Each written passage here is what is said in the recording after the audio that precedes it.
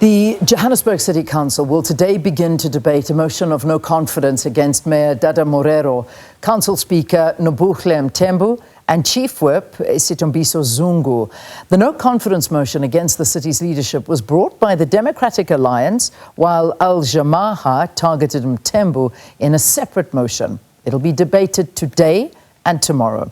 The DA's grievances centre on what they call a total breakdown in governance under Morero's watch.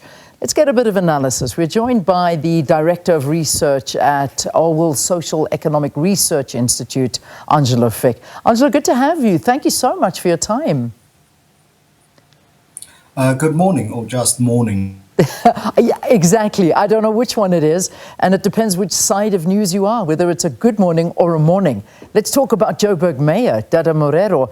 I mean, he's facing his first no confidence motion. What do you make of this looming vote of no confidence against him? Is this a make or break moment for Johannesburg leadership?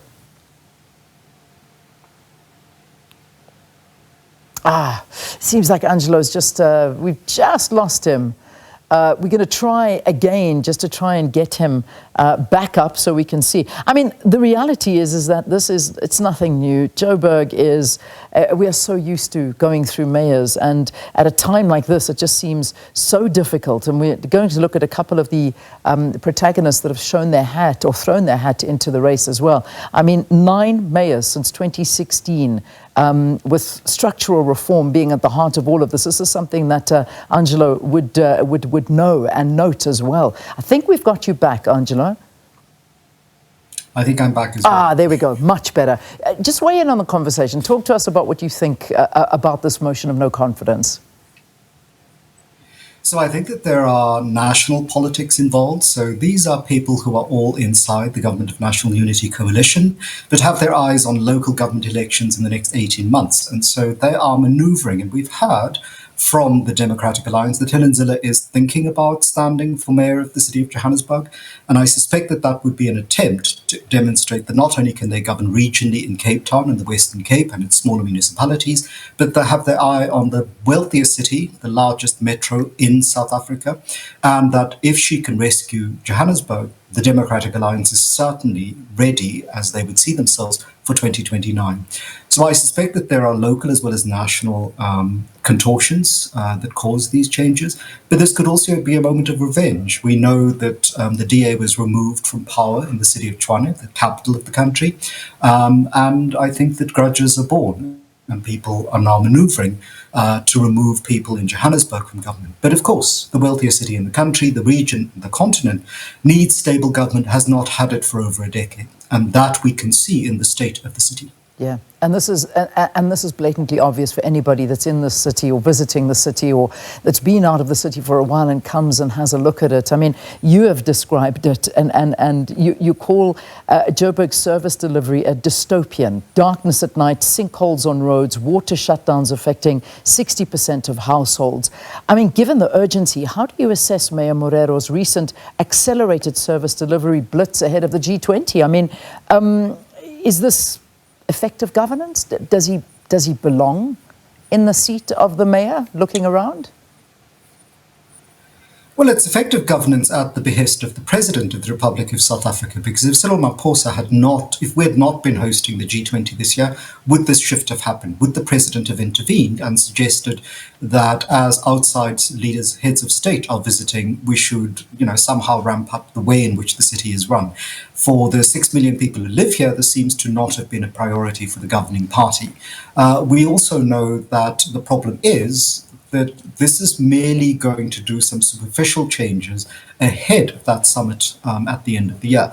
But ordinary South Africans, the residents who live in the city, have been complaining that these coalition agreements are much more about parties taking control of those service providers that are often private corporations or operate like private corporations, like City Power, like Joburg Water, like Pick It Up, and don't actually do the work of fixing the city. And I think the dysfunction inside our political parties have for a very long time shown in the dysfunction in government, in the dysfunction in governance, and in the dysfunction of the operation at every level of our cities and municipalities. Yeah. I mean, when we look at infrastructure and what we could call crisis fatigue within the city of Johannesburg, we've got 44.8% of non-revenue water loss, frequent power blackouts, sewerage failures.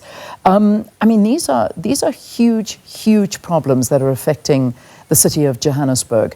And, you know, our top resident, Dada Morero, the mayor, who's got this this bomb squad that he's saying that he wants to bring in and fix everything, it just doesn't seem like anything is working in the city. And do you think that perhaps another change is going to make any difference whatsoever?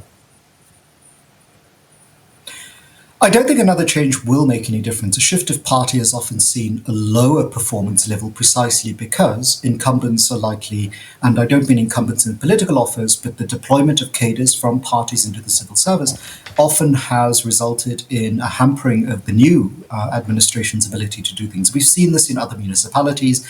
In the city of Johannesburg, we've certainly seen this. What we've seen so far is that different members of the coalition have taken control of different portfolios in the executive and run them as private fiefdoms. And this has been the trouble with coalition government. And the conversations coming out about the people who want to remove Dada Morero is that they have similar conversations about which portfolio will be taken by whom. Who's going to be mayor? Who's going to be the executive in charge of which portfolio?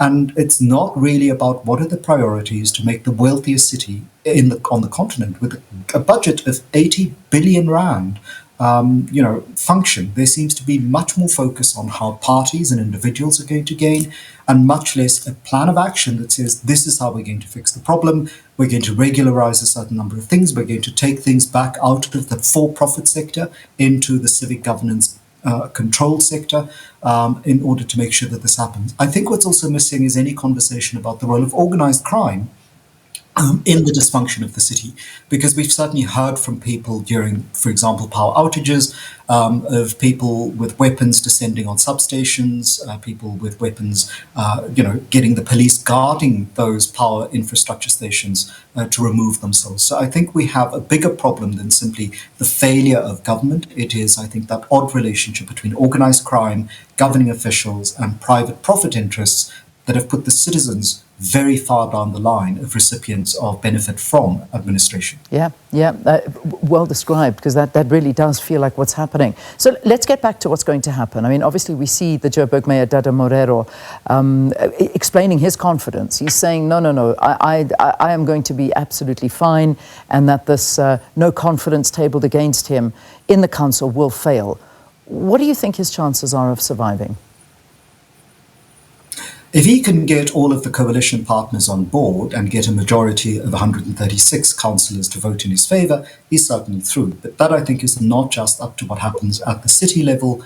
I think it's also related to what is happening at provincial and national level inside the parties. We certainly have seen this before in Tshwane. We've seen it in Johannesburg with the removal of Mpopalatse.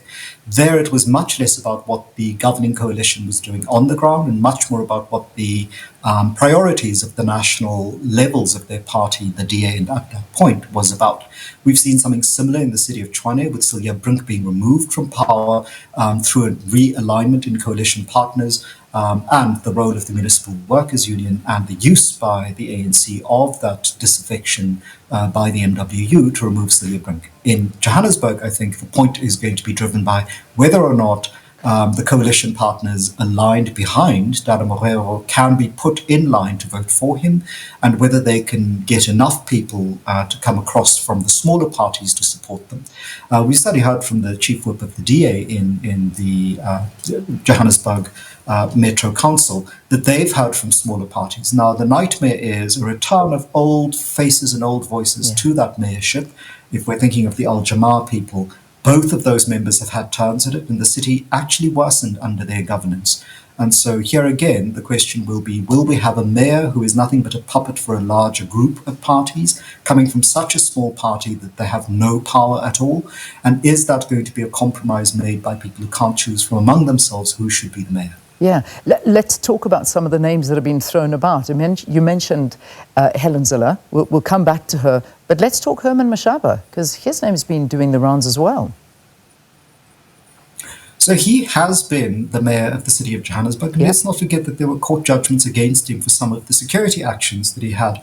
And this is now being spun as somehow efficient government. I think we need to be wary of this worship of powerful men. We've seen the consequence of big man politics elsewhere in the world. We cannot have a return to that. This is a very complex city that has a very diverse set of people living in it. And we need to manage the interests of all of those people together to make this a functioning city. And so we cannot have rhetoric about people belonging and people not belonging to the city. The 6 million people who live here need governance on their behalf. It's all of us together or none of us at all. We've had a decade in which people have thought that if they retreat into private service provision, this will somehow solve their problems. We've seen this with people sinking boreholes, making the water crisis worse, making the infrastructure crisis worse, causing geological instability in the suburbs. We've also seen a certain kind of focus on how if you get business to work in Johannesburg, somehow everything else will work. That isn't actually the case. Yeah. What you need to do is make people buy into that they belong to the city and the city belongs to them, so that they become people who pay for services because the services are delivered. You can't expect people to pay for electricity services or pay more by shifting, for example, as the city of Johannesburg did this year, with a surcharge when there's constant power interruptions because of poor maintenance of infrastructure. Yeah. If I'm paying out of my poor household budget an additional 200 Rand, I should get the services that I'm already paying for on my meter. I shouldn't have to pay 200 Rand, buy electricity and not get it. And the same with water. And so I think Herman Mashaba might feel like a good return to some glorious past, but I think we need to investigate that past and ask very tough questions of whether or not people and parties are using municipal elections with their eye on 2029. Yeah, and that's the reality. And also next year, of course, we've got the local elections. So that's also something that we need to keep an eye on. I just want to talk about this coalition, this ANC-led coalition. It's ANC, EFF, Action SA, and some smaller parties. It's about 141 seats, and a motion needs 136 seats. Now you've got the DA that have come forward saying that they've been approached by anonymous parties expressing support of this no motion. And the name doing the rounds, of course, is Helen Zille. So you've given us your views on Herman Mashaba coming in and taking over the mayorship. What about the chances of Helen Zille? And if she does, is she the right lady for the job? Well, Helen Zille has a record that is now, 16 years old in the city of Cape Town, that has often drawn praise for how she ran the city and ran a coalition that had very small margins to get power. What I think is the difference between Cape Town and Johannesburg is, as one person put it to me, if you don't have the right contacts in your mobile phone, you're not likely to be able to run the city effectively. And so Helen Zille parachuting in from the Western Cape might sound like a good solution because of her record in Cape Town, but is unlikely to work given the multiple players, some of them ordinary citizens groups, but some of them powerful corporate players, who have control over some parts of the city that will not be as easily moved out. And so I don't think the Democratic Alliance's idea that Helen Zille can be parachuted in and somehow run a city that she seems vaguely familiar with, even though she was born here but hasn't actually lived here in almost as long as I've been alive, is going to be interesting. And I think that might be a quixotic approach. The second thing that we have to think about is why the parties are all proposing people in their 60s and 70s. Helen Zille is in her mid-70s in a country in which the majority of the population is under 30.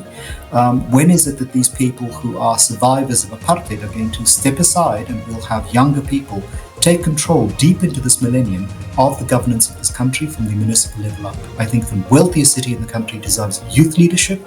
And I think it is incumbent on parties to choose more carefully how they choose those young people, not just based on how they please leaders, so that we don't have a choice between people who should all be in the pension queue with their SASSA cards and should really not be up for political leadership.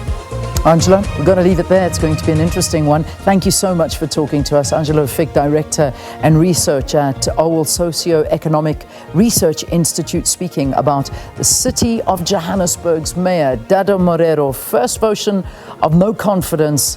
Remember, Joburg having the most ridiculous amount of mayors in the last couple of years. 10 mayors to be exact, since something like 2019. It's been crazy, but let's see what happens today. Let's take a break. See you after this.